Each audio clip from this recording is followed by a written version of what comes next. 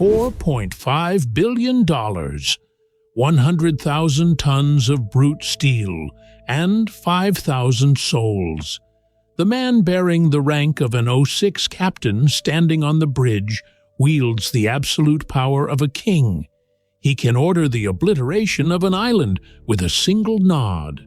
But that very king is denied the right to conjugal visits with his wife, forbidden from having friends, and even barred from making a telephone call home. Welcome to the brutal reality of the commanding officers stationed aboard nuclear-powered supercarriers.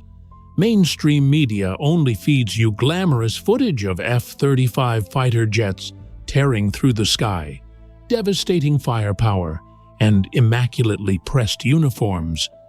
Today we are flipping that metal to expose its darker side. This is not an analysis of military might. This is a classified dossier on the devastating toll exacted by commanding such a colossal weapon, on the severe physical depletion and the extreme limits of human psychological endurance in the face of unforgiving nature and rigid regulations. Many believe commanding an aircraft carrier is the absolute pinnacle of a military career. I would argue it is the most sophisticated sentence of exile the Pentagon has ever engineered. UCMJ and the Endocrine pressure cooker. To control a floating city carrying nuclear weapons, the United States Navy does not rely on civilian law. They use the UCMJ, the Uniform Code of Military Justice. And for a commanding officer, the UCMJ is not some dry black and white paperwork. It is a game of life and death. An invisible blade perpetually pressed against his throat. Look at Article 134. This code prohibits any fraternization deemed unduly familiar between an officer and their subordinates. The Navy calls it the one-step test. You think it is merely a ban on romantic workplace entanglements? No, just a comforting arm around a breaking sailor, a joke taken a step too far, or a private round of beers. All are automatically condemned as prejudicial to good order and discipline. It does not stop there. Article 133 strikes directly at the very fabric of command integrity. Any personal conduct, even behind closed doors, perceived as bringing dishonor means he will face a court-martial, stripped of his commission, forfeiture of a multi-million-dollar pension, even 2 years rotting in a military penitentiary. Zero tolerance, no exceptions. Amidst the vast ocean, privacy is an extreme luxury, rationed out by rank. 5,000 sailors must cram into claustrophobic berthing compartments like sardines in a tin. But they possess a survival privilege the commanding officer desperately covets, the rack curtain. By drawing that flimsy curtain and shoving in their earbuds, they retreat into a rare, safe oasis to shut their brains off, escaping the blinding fluorescent lights and relentless scrutiny after an exhausting watch. And the commanding officer? He possesses the at-sea cabin, a specialized sea quarters located adjacent to the bridge. Sounds elite? The reality is, imagine having to live, sleep, and make life or death decisions inside a steel box measuring exactly 8 by 8 feet, roughly equivalent to 6 square meters, surrounded by the screaming hiss of high-pressure steam pipes and fighter jets launching directly overhead 24/7. In port, they have an additional, lavishly appointed suite called the in-port cabin to host IAPS. But the cruel truth is, regardless of the room, the commander is perpetually locked within the panopticon effect. 5,000 pairs of subordinate eyes, hundreds of surveillance cameras, and potentially a superior admiral stationed right on board. Every furrowed brow, every flicker of exhaustion, or the slightest hint of favoritism is magnified under a microscope. You have no right to be sick, no right to be weak. 9 grueling months at sea in that iron cage does not merely erode the psyche. It is literally destroying the commander's body at a cellular level. An aircraft carrier is an endocrine pressure cooker. Chronic sleep deprivation and the crushing weight of life or death decisions force the adrenal glands to continuously pump cortisol into the bloodstream. In the short term, this stress hormone keeps you hypervigilant for battle, but sustained at chronically high levels for 9 months, it mutates into a poison. The commanding officer's body is shoved into a severe catabolic state. To put it bluntly, his body and mind are cannibalizing themselves. The inevitable consequence? Levels of testosterone, the core hormone that drives male recovery, muscle repair, and physiological maintenance, go into a devastating freefall, plummeting by as much as 80% compared to a normal civilian on solid ground. This is a biological tragedy. The body screams for recovery, desperately seeking solace and instinctual intimacy. But remember, the panopticon effect and the cold, unyielding UCMJ have padlocked every single door. He is the king of the ocean, yet left to starve inside his very own kingdom. River City and the absolute pinnacle of digital isolation. You are standing aboard a machine possessing the most advanced radar and satellite networks on the planet. Yet, you are forbidden from using FaceTime to look at your daughter's face on her birthday. Why? Common logic dictates that technology connects humanity. But out in the middle of the ocean, the iPhone in your pocket is no longer a phone. It is a digital beacon, a single piece of metadata concealed within an innocent selfie sent to the family. Contains enough longitude and latitude for an enemy cruise missile system to pinpoint the exact location of 5,000 souls. One photograph traded for an entire fleet. That is the reason commanding officers are stripped of their personal devices. They are issued only a government-controlled phone. Once leaving American territorial waters, Wi-Fi and Bluetooth are strictly deadlocked. No video calls, no Skype. The satellite bandwidth aboard the ship is an invaluable resource, and it is not reserved for family sentiment. It must be prioritized for weapon guidance systems and air traffic control. But the isolation does not end there.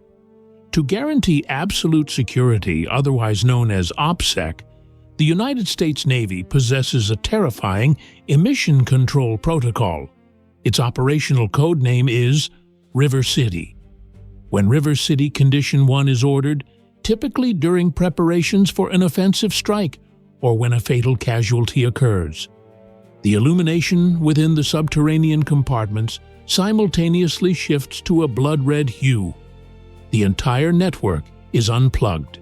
Every transmission, every internet connection is violently choked off.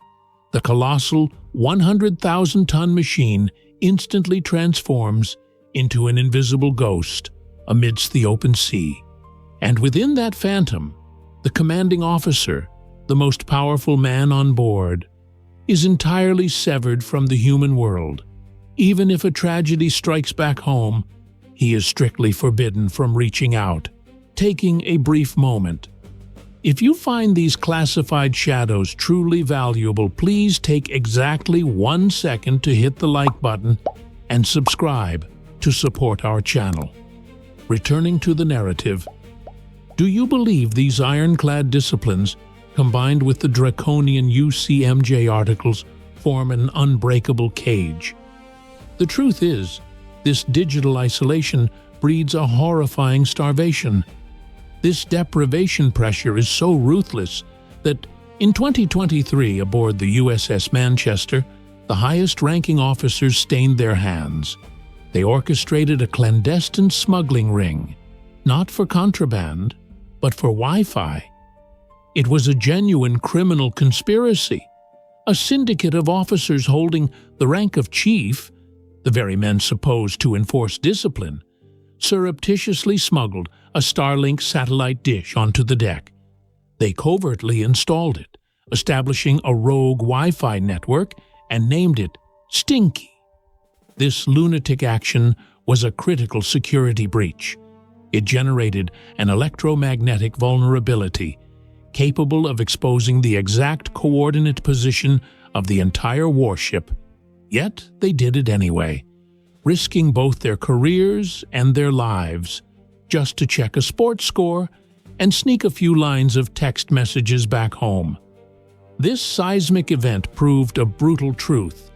The human craving for connection is a primal instinct, profoundly deep and fiercely intense. It possesses enough force to trample over the military's most draconian laws. When the cage becomes too suffocating, the beasts inside will inevitably find a way to break the iron bars. The toll on the family and the collapse.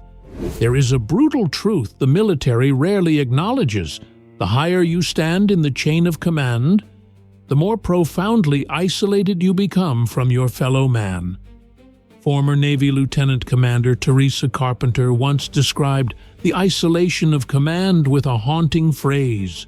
She wrote, "A father to 5,000 children, yet without a single friend." For the commanding officer of a nuclear supercarrier, this psychological burden is magnified 10,000-fold. He is the arbiter of life and death, the ultimate adjudicator of every conflict aboard the ship.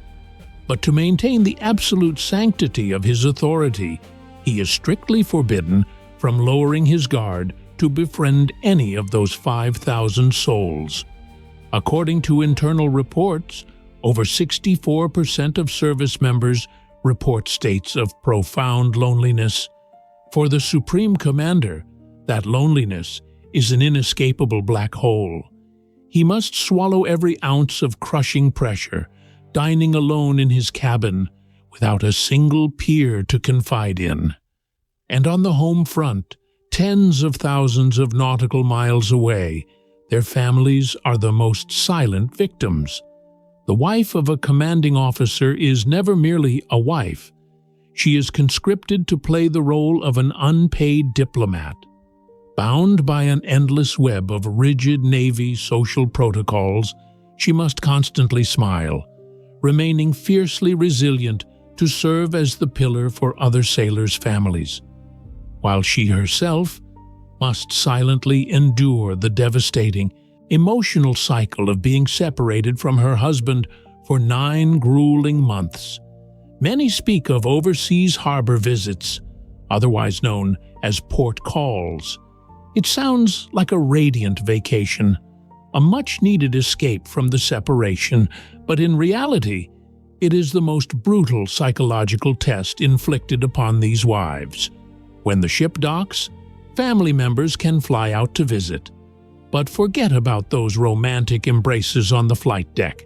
The military has absolutely no concept of conjugal visits.